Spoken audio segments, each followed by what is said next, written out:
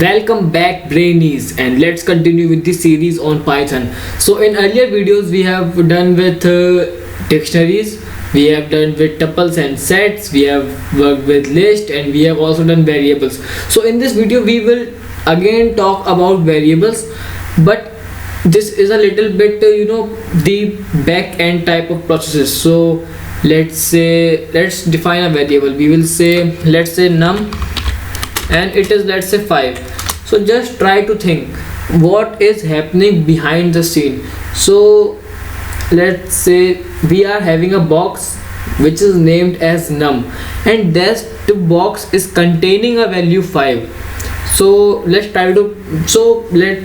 see, let's print num. Okay, so that is 5, that's totally fine. So as you can see, in our memory or in our internal memory, these variables are stored somewhere. So these variables have a you can say special type of id. So let's say id, and now let's try to print the id of num and enter. So here you can see the id of num over here is 17852 and some number. So that's a weird number. So now what's happening behind the scene? This num is not saving as the name num, it is saving with a number. So if let's say you call this num, and now this num is referring to this id. Okay, so let's define a variable. We will say a, and let's say the value of a over here is 30. Okay, now let's have one more variable. We will say b is equals to a and enter. So that's fine. So now let's have the values of a and b. So you can see we have the same values. Just try to think, if you have a box, it is having a number.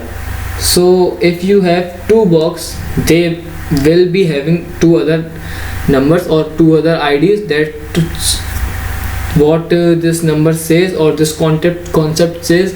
So let's try to print it. We will say id of a. Okay, so id of a over here is this. Okay, so now just try to guess, will the id of b will be same or it will be different? So basically it will be same. Okay, so it is same. Why? Because so here these id don't refer to a variable, they refer to the number that is contained inside a variable.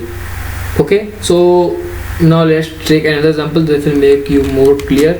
We will say k, and that k is equals to, let's say, 30. Okay, enter. Now let's print the id of k. So just try to guess the output, and it will be same as the id of a and b.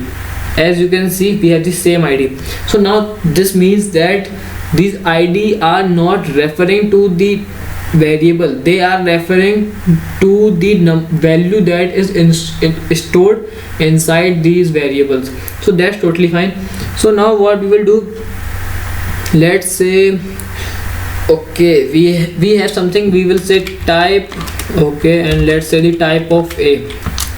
So here what is happening, this type is showing us the type of variable, type of value a variable is storing. So let's say we have a variable k, and it is storing, let's say, 28.89. enter. That's fine. We will say type of k. So as you know, this k is containing a float value, so it will be giving us the float.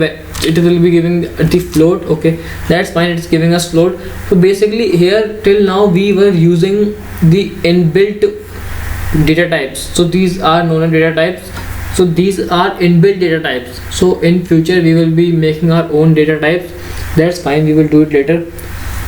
So that's all in this video. We will meet in the next video. Thank you for watching this video.